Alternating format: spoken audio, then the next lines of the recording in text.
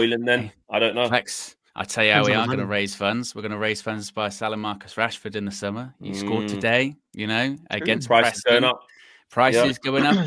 Did an interview after the game. I don't know if you saw it as well. Where, didn't see the interview. What did he say? To be fair, he basically just went, he was like, "Oh, I'm getting used to playing in this team now." And it's true. He said, before I even got here, I wasn't playing for a while, which is true. He didn't play for all of December. So he's like, I'm just sort of getting to grips with things, getting to grips with things now.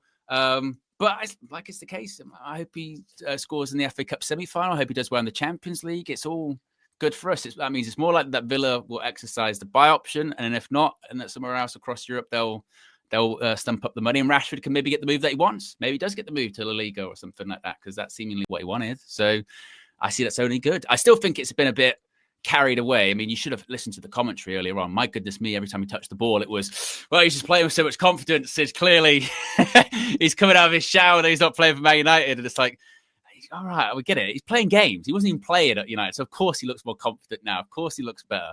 But, yeah, it's good that he's scoring goals. I mean, you don't want him to go to Villa and not succeed. That would be very and just with Rashford in general, like he's not like a total load of rubbish. He's not like he'd been playing like that for a while at Man United for so many factors, so many reasons. Like, you have to be us where we follow the player to understand what's really gone on with him. When you're just a neutral, you go, oh, flipping out. I remember he scored 30 goals one season. Now he's just crap, typical Man United. Then you see him leave and then play all right. And you go, oh, look, it's bigger than that with Rashi. The people around him, how he's felt. He's been really down in the dumps. He's had some up and down seasons. He's had some really, really low times. Remember was it the Ranić season? What was that when he was arguing with the fans in the car park? Was that the Ranić season? Yeah, then Eric's first season was 30 goals. Yeah. So that was one where you went, I'll tell you what, he could do with some time out. We were literally pleading, listen, just take him out, let him go. Remember him walking out, was going to give it to a fan, go back to him, and then it's like, don't do that. He's been up and down. He needed a fresh start for so long, long. So I'm not surprised when you see him doing this. He's not really doing anything that like is a revelation to me. He's not. It's not like, oh my God, this is the Marcus. This is it. It's like I said, he hasn't played since December. So just even seeing him playing regularly is going to provoke that emotion of, wow, he's at it. Then he's happy. He's smiling. He's in a good team.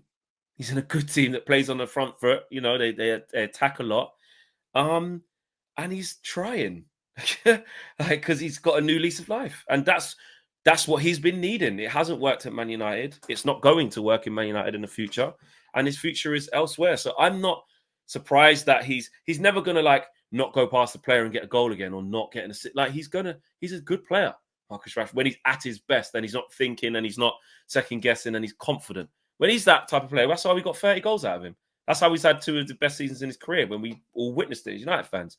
Sometimes he's unplayable. You got bloody hell. When he's in that sort of mood, defenders can't live with him. But when he starts thinking and the times get harder, and that's when we'll see. So Villa fans should enjoy it.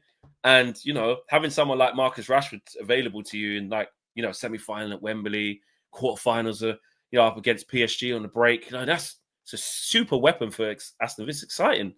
I just hope he does well for the player and for, like you say, we need that price to go up. And, I'm not one of these people. Some people go, nah, you're basically dead to me if you leave Man United. I don't care about your career. No, he's still a Manchester boy. I hate the fact it's ended like this at United. I hate it. I think it stinks. I wish it didn't. But I got over the fact that it was going to end like that ages ago. So I'm not shocked. I'm past that. I just want him to move on with his career. We move on with our club, and we all go our separate ways, man. Do you know what I mean? Yeah. So I agree. I don't think he's been that great, but he hasn't been that bad either. He's been better because he's playing. Yeah. Yeah. Do you know what I mean? No. Yeah, I agree. Ayo says, why not buy and send them out when the risk is low?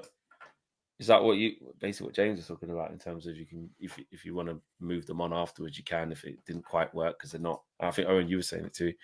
If it's not that bad of a deal. So yeah, there you go, guys. Where did we get to with likes?